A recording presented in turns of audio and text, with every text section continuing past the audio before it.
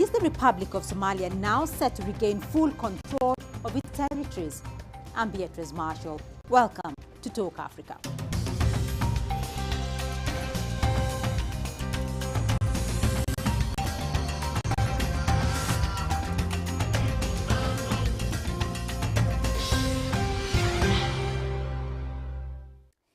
Now, the onset of Amisom's drawdown from Somalia has drawn mixed reaction, with a contested withdrawal of at least 1,000 troops by the end of February, triggering calls for an emergency African Union summit to revise plans of scaling back. In an interview with CGTN's Girum Chala in Addis Ababa, Dr. Alhaji Sarjo, the African Union's head of crisis management and post-conflict reconstruction, elaborated on the African Union's thinking behind the withdrawal of Amisom from Somalia. He also addressed this recent development on the peace and security front. Let's listen in to that earlier interview. Alhaji Sarjo, thank you very much for talking to CGTN. Let's talk about the African Union policy framework in general terms of a post-conflict reconstruction. What can you tell us about this policy? I think, thank you, Girum. You are quite aware that this policy was adopted in Banjul in 2006. And the policy essentially addresses 6 broad areas from security, political, economic, related also to gender issues with respect to post-conflict reconstruction on the continent.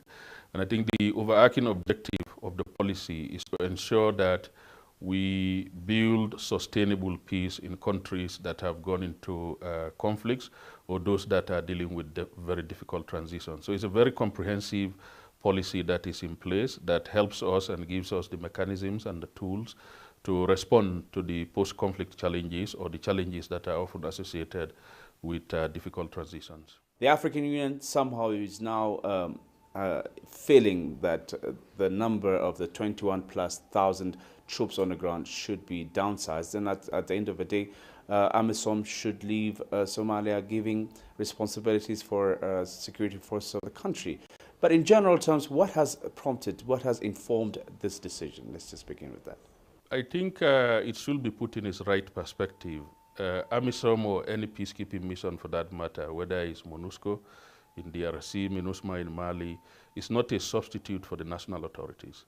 So Amisom has been in Somalia with the primary objective of stabilizing the situation and working with the Somali authorities to stand up their national security and defense forces. So if you are talking about the exit is not born out of any other consideration other than the desire and the realization that the Somali authorities are taking on a greater deal of the responsibilities for managing law and order and defense of their country. And I think Amisom never went in there to stay forever, and it's obvious that at some point Amisom will have to move out. And I think even the withdrawal process is a gradual process. It's not a slash and burn approach where you just pick up and you leave. So essentially, I think the way to look at this is to say Amisom never went into Somalia to replace the Somali authorities. It was there actually to strengthen the capacities of the various Somali institutions. And I think we are getting to that point, hence Based on your assessments, let's say Amisom has left Somalia. What is African Union's plan in the pocket based on post-conflict reconstruction issue? Or even do you believe that Somali forces can take over the peace and security situation of the country? I think that is an assessment to be done by the professionals who are tasked with the mandate of assessing the readiness of the Somali National Security Forces. However, for us, when it comes to post-conflict reconstruction and stabilization in Somalia, even if Amisom were to leave tomorrow, it doesn't mean the African Union is leaving. The African Union will continue to engage with the Somali authorities in order to build on the huge investments in human blood and treasure that we've really invested in Somalia for over the past 10 years. So we'll work with the Somali authorities to accompany them in order to implement the strategies and the policies and the programs that they have identified as Somalis. Because what is important here is to emphasize the principle of national ownership. I think you and I cannot pretend to know what is good for the Somalis better than themselves. So we are ready, and I think we continue to work with them to accompany them on this path of reconstruction and stabilization. So the Somali Transition Plan, which is designed by the Somalis with the support of the African Union and the United Nations, is very clear on where Somalia wants to go. So even in the post-Amisom era, African Union will remain engaged, and I think the stabilization efforts will continue, and AU will be there for Somalia, going beyond the presence of the military, which is essentially Amisom. Mm-hmm. Unfortunately, at the moment, the Somali government, or even Burundi, which was asked to leave, to withdraw its 1,000 troops, which has done it earlier, I think, are not really confident enough when it comes to the plan of this, what they call quick withdrawal, and they need the revision of the drawdown plan until confidence is created. Will there be, perhaps, to create confidence and to come up with a better plan of a post-Amisom era, do you think there needs to be a slowing down of drawing down the Amisom forces from Somalia, perhaps? I don't think there is any question over the pace of the planned withdrawal. This is a consensus process that has been reached through deep consultations. And I think anything that is going to happen will have to also be based on the consultations that informed the engagement of Amisom going back to 2007. So going forward, I think there are mechanisms in place for the AU, the UN, and the Somali national authorities to continue their consultations. So that will continue.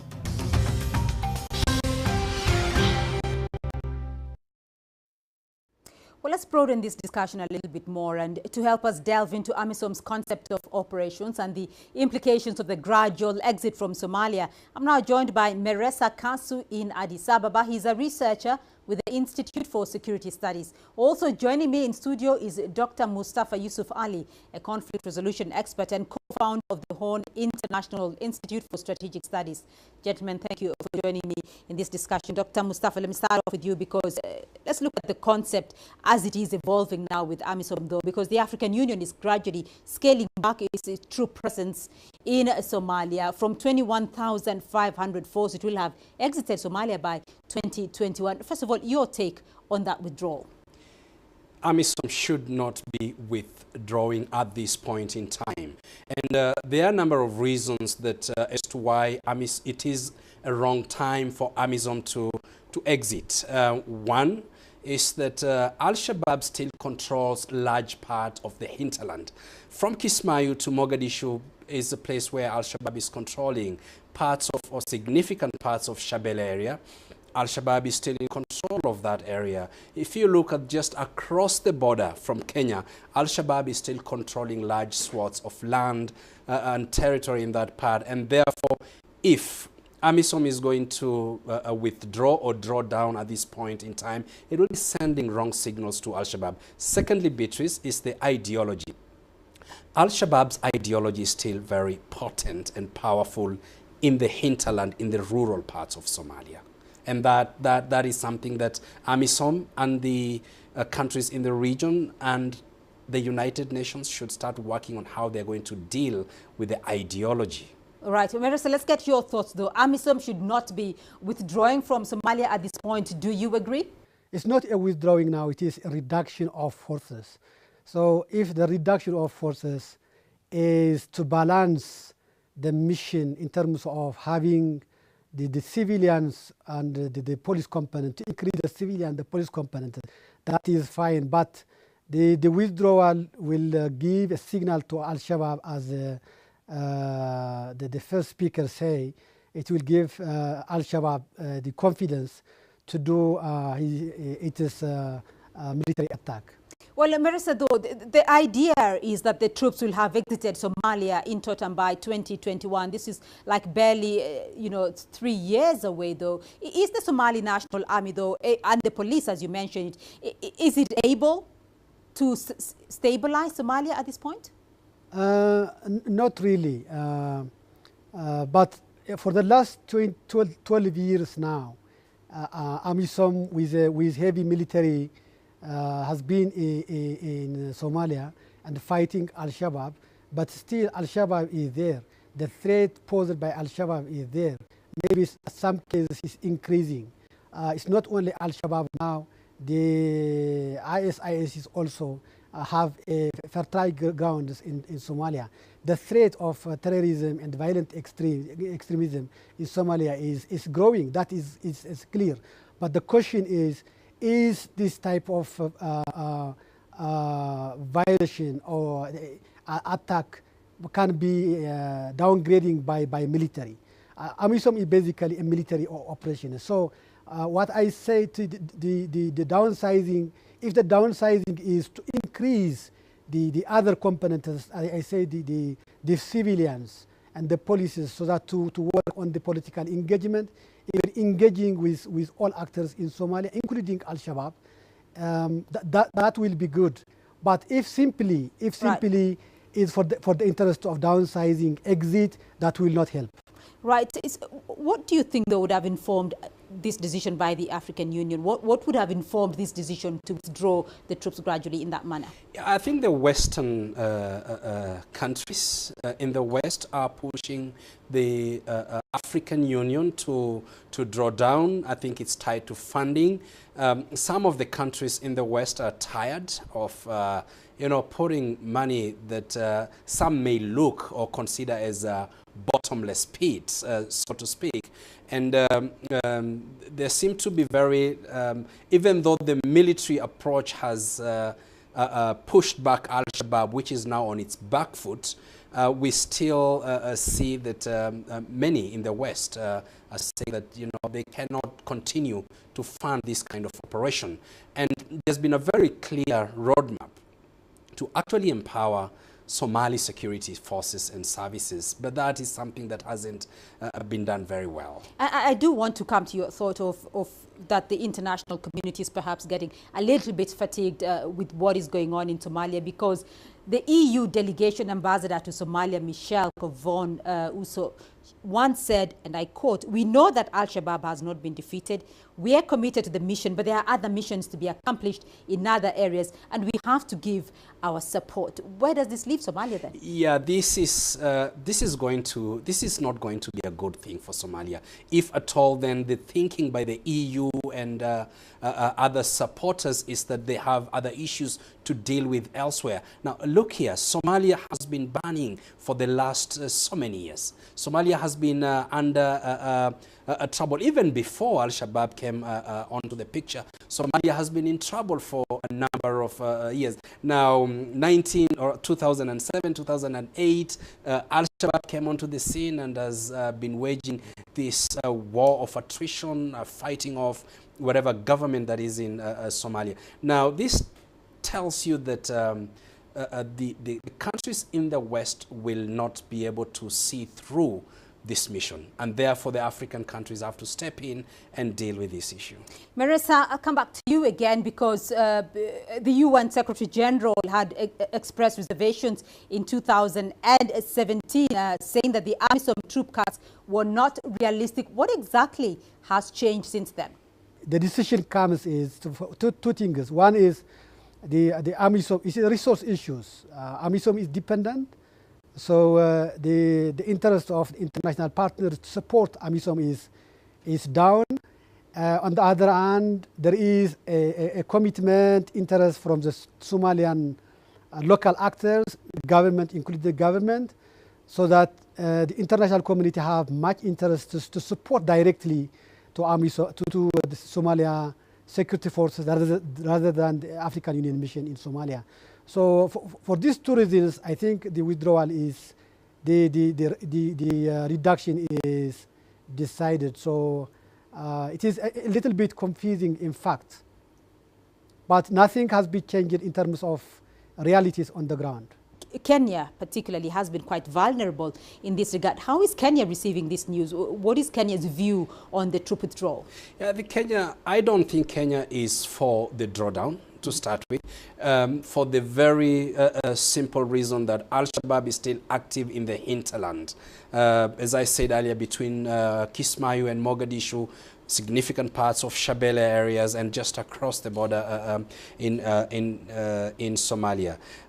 Kenya went in to try and, first of all, create a buffer between Kenya and Somalia, and in a zone that they'll be able to intercept Al-Shabaab before they come in. Now, that hasn't worked very well. Now, the best that Kenya can do to be part of Amisom and to pursue Al-Shabaab. But then, if then the plan is to draw down, then this means that these guys will wait until 2021, and then they are going to start, they might even overrun the Somalian National Army positions. Remember, the mindset of a terrorist is they wait on you. They will sleep for 5 years and then hit you at when you are very vulnerable. As they told the Americans when they're in Afghanistan, you guys have the watch and they have the time.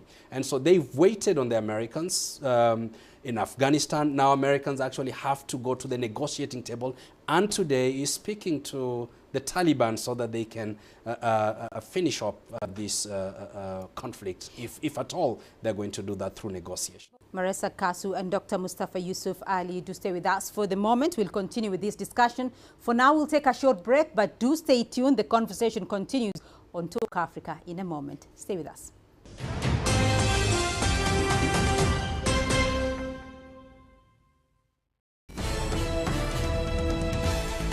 China Global Television Network. From broadcast centers in Beijing, Washington and Nairobi. A unique global perspective. 6 channels and a video content service. News when you want it and where you want it. On TV screens, websites, mobile platforms and social media. CGTN. See the difference.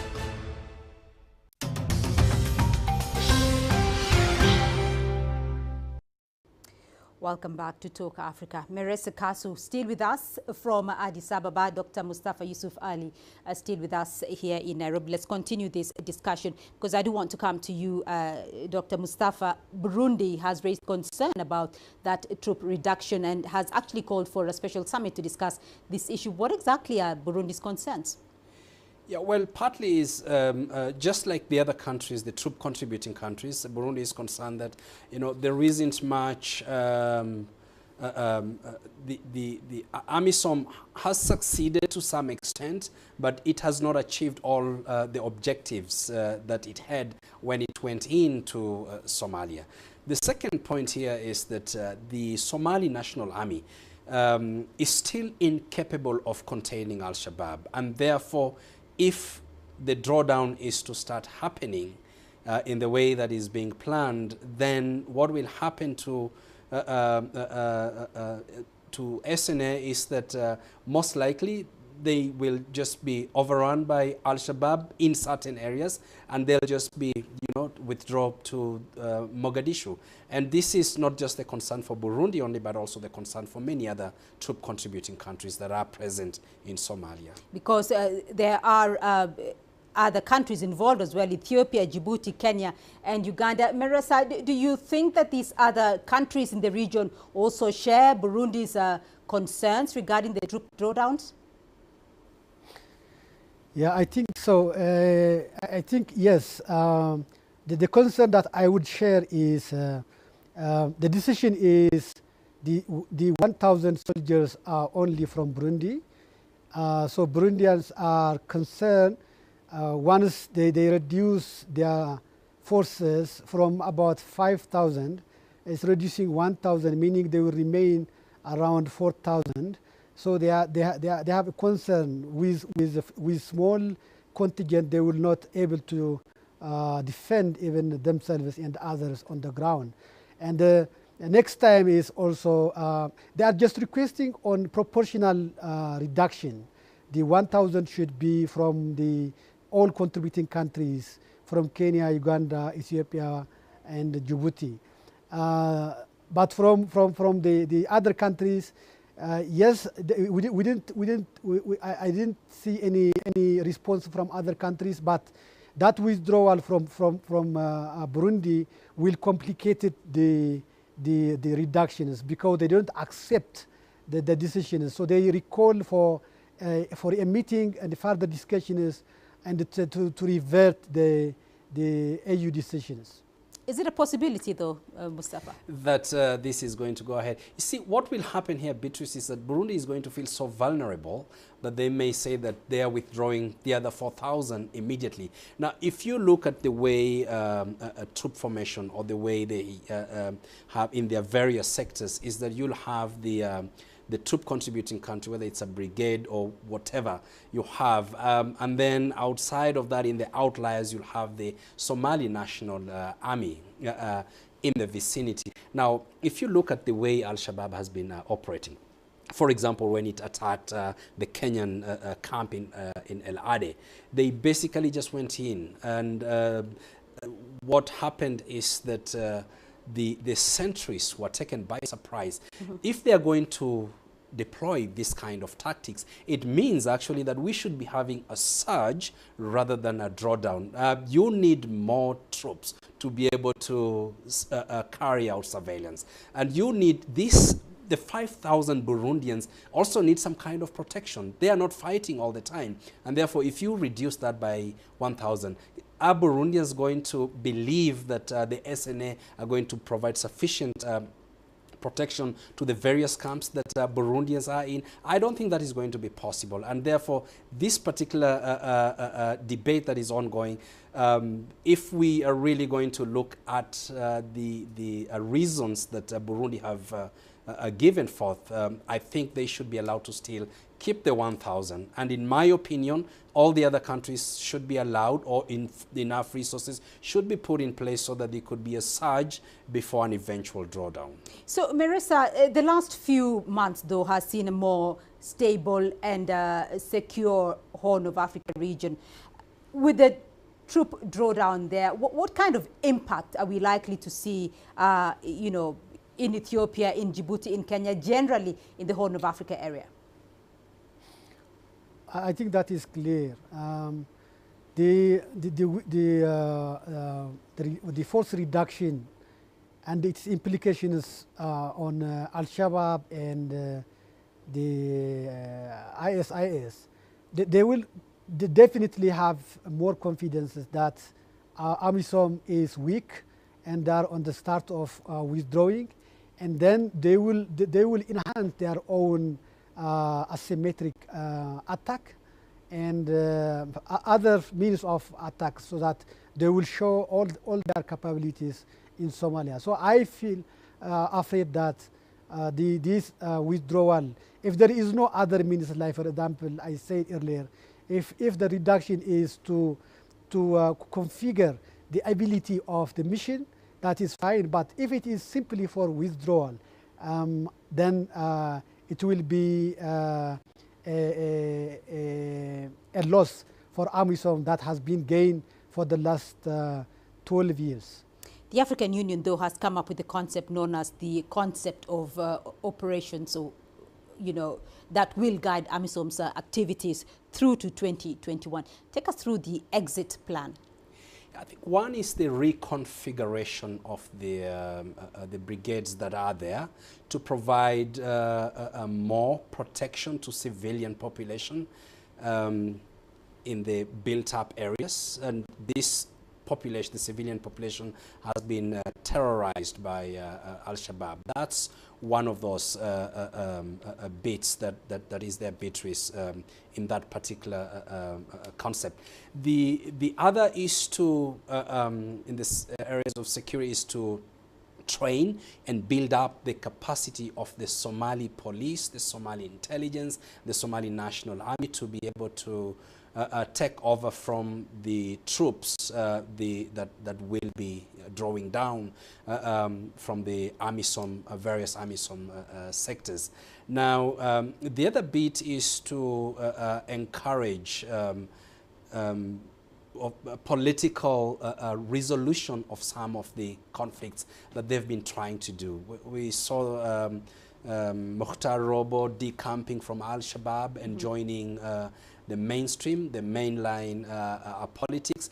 This is what that particular concept note actually looks at in terms of, can they convince some of those who have joined Al-Shabaab to decamp from Al-Shabaab and join the political mainstream and stabilize the country, and in effect weakening Al-Shabaab. Marissa, I do want to get a final thought from you, because Somalia has been in turmoil since the 1990s. Amisom has been in place since 2007. There was IGAD before that. What lessons, though, has the region and the African Union in general learned from its presence in Somalia? There is a significant changes in Somalia that everyone can understand. 12 years back, Somalia was a full stateless, but currently we can see there is a federal government structure. There is 5 states. There are a little bit also security forces established at federal, state level, and the country is, in terms of economy, is also changing. This all things comes through the support of the African Union, through the African Union mission in Somalia. So I think all those achievements are credited to the mission. So this is the view from the African Union, I think. That's why the fear is, as the drawdown comes, what will be next? Will the gain so far will be maintained or will be reversed? That is the question now. Dr. Mustafa, though, this was supposed to be a 6-month project with Amisom. It has rolled on to over 10 years. Obviously, the African Union has some lessons to learn here from its presence in Somalia.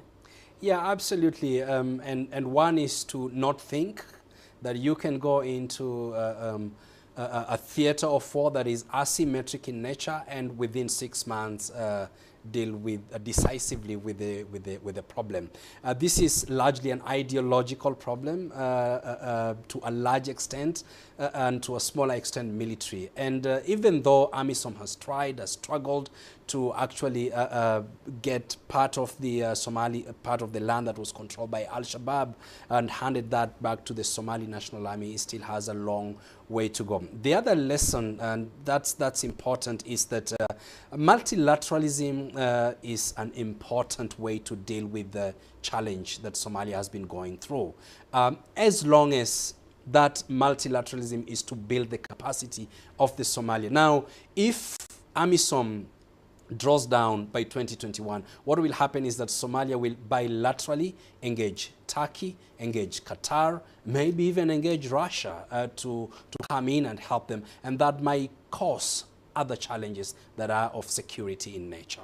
Dr. Mustafa Ali and Marissa Kasu, we leave it there for the moment, and that's all we have time for this week. But thank you to my guests for sharing their insights. Marissa Kasu in Addis Ababa is a researcher with the Institute for Security Studies, and also in studio, Dr. Mustafa Yusuf Ali, a conflict resolution expert and co-founder of the Horn International Institute for Strategic Studies. Remember to keep the conversation going online through our Facebook and Twitter handles, and also catch these and previous episodes on YouTube playlist and the CGTN Africa website. Remember to tune in again next week for more Talk Africa. From me, Beatrice Marshall, and the team in Nairobi. Goodbye.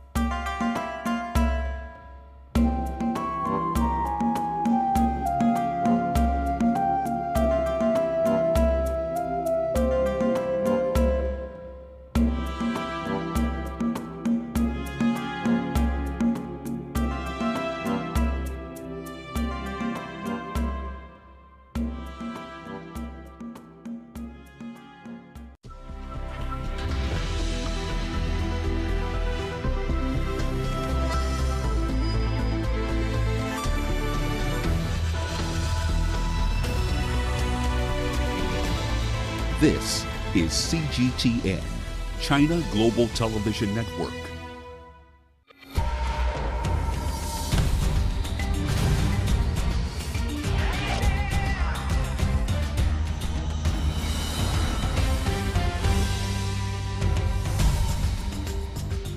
On March 30th, the world's top cross-country athletes descend on Aarhus, Denmark for the 43rd edition of the IAAF World Cross Country Championships.